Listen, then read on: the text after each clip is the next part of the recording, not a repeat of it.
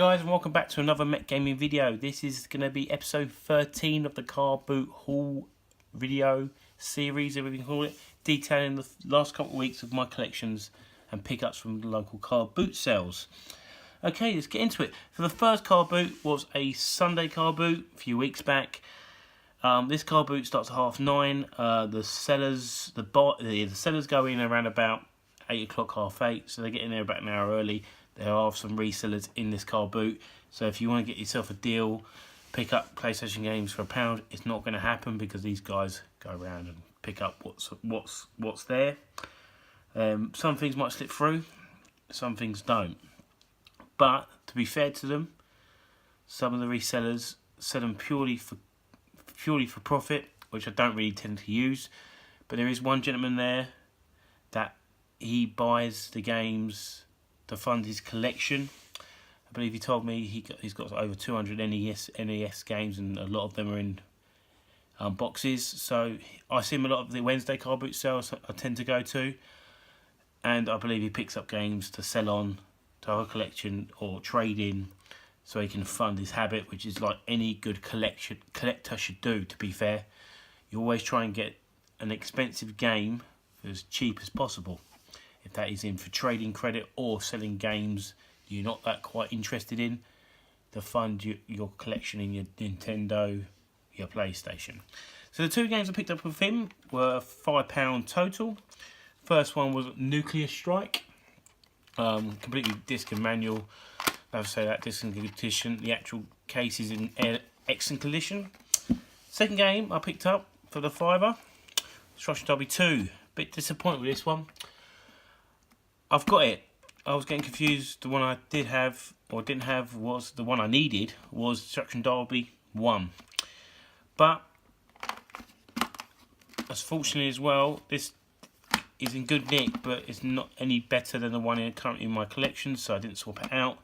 So this will just go into a pile to go in for trading at my local game shop. With retro games like that, I tend to trade them into a game like a retro game shop over than CX, because you tend to get a little bit more money at a retro game shop. But I'm hoping to trade it in for about £3 or £4, so I've not lost out at all. So that'll go towards the collection at some point. Next door there was another reseller, but this guy, I believe he sells for profit, but he does prices pretty keenly. When I got this game, I asked him for price. He looked on the CEX website and said he'd do it for the price he would get it for trading credit, which was £5. So that's Castles of Illusion.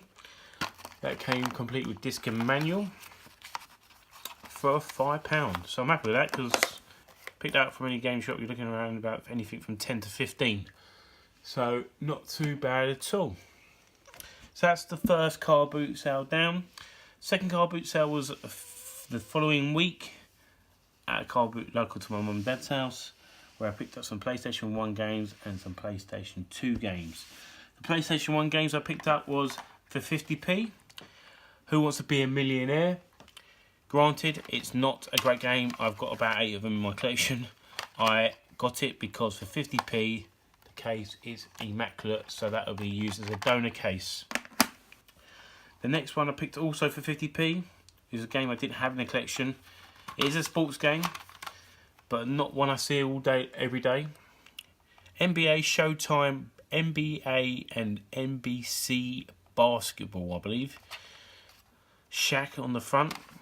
This came complete with disc and manual. I think the disc was in okay. The disc is in okay condition. So for 50p, I'll add that to the collection. Okay, so the PlayStation games, PlayStation 2 games I picked up at this car boot sale was across, and one GameCube game, which I've started to collect GameCube games because of the last video of the quality start to my GameCube collection. But the games I picked up was from the same person, and they were, believe it or not, the PlayStation 1 games were £1 each, and the GameCube game I paid £2 for. So the first one was Star Wars Bounty Hunter. Not a game I have, so completely disc and manual. Not too bad. Put it over there. Next one was a game that interests me because I loved the film as a kid.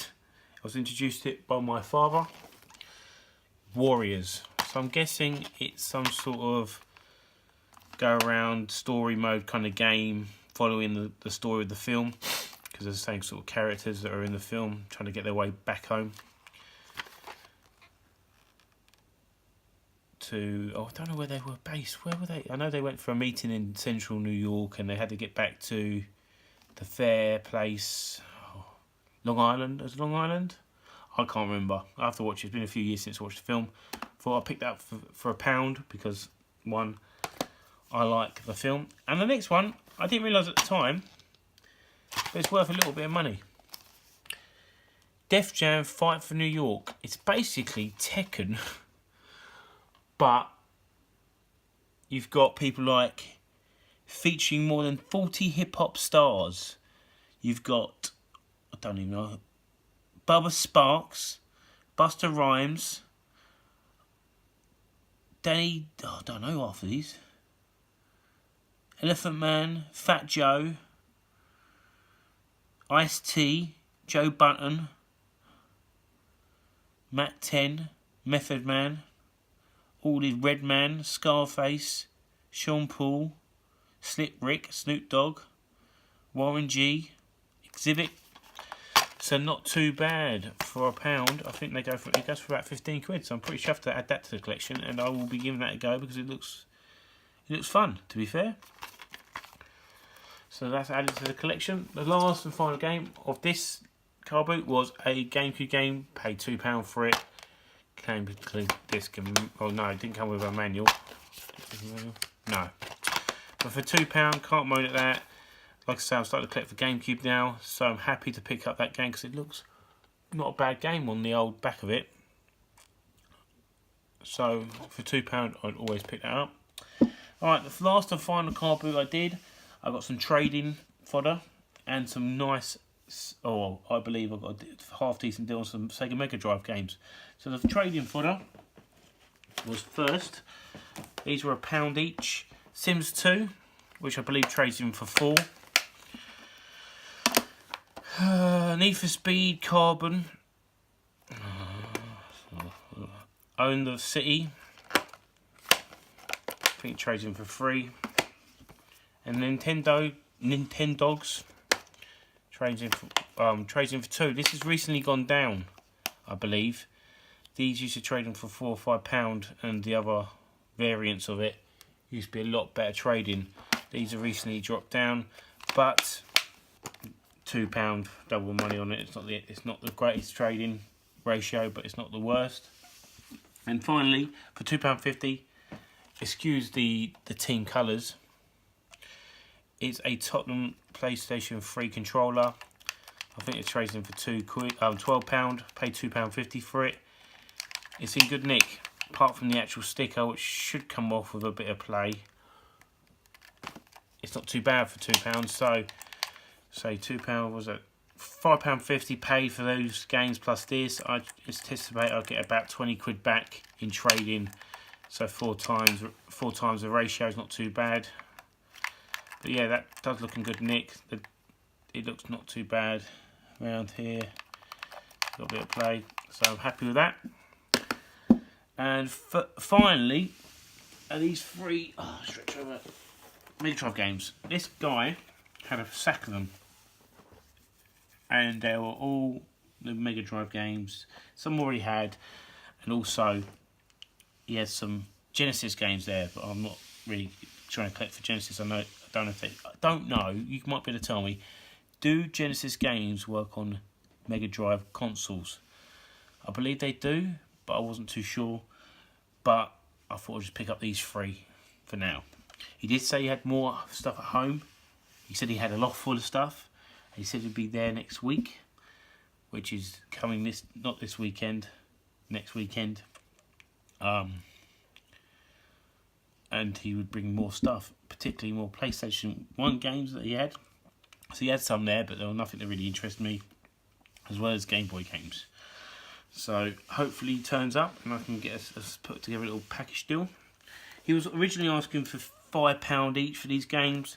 I managed to get them down for £14 for free, so not much of a cost saving, but the price was good for what I got. First one, let's move this out of the way. Aliens 3, complete in nice condition inside. To be fair, the manual's immaculate. The only bad thing that's missing is tab at the top. But for £5, it's not too bad. Next one is Super Thunder Blade. You get that there? Super Thunder Blade. Again, complete disc and manual. I think I can safely say they cost me about £4. These two cost me, let's work out, £5 each. Came with this little tab, which I like to have. Overall, not too bad of condition for the age of the game. And finally, this game cost me £4. If you do work it out, divided by 3, is Batman, complete with cartridge and manual. I would say all 3 of these games are really good condition on the cartridges. Also, yeah, that's definitely good nick. The boxes are not too bad for the age. I mean, that one's got no tab on it either. Could do with a little bit of a wipe over, but overall, not too bad. So that's this week's Car Boot haul. Hope you enjoyed it. If you get a chance, drop a comment, leave a like. If you haven't already subscribed, please subscribe. We're close to getting to 120 subscribers, not too far off. As filming this, I'm on 114, which it's great because when I was first doing this, I didn't think I'd get to 100. But it'd be nice to get to 120. Other thing is, I'll drop, if I remember rightly, I'll drop a little underneath this bit here, my Insta tag or number, because I've recently just done an Instagram. It's all new to me, but I've been putting up pictures of the latest pickups before I do the videos and all that good stuff. So without further ado, I'll see you later.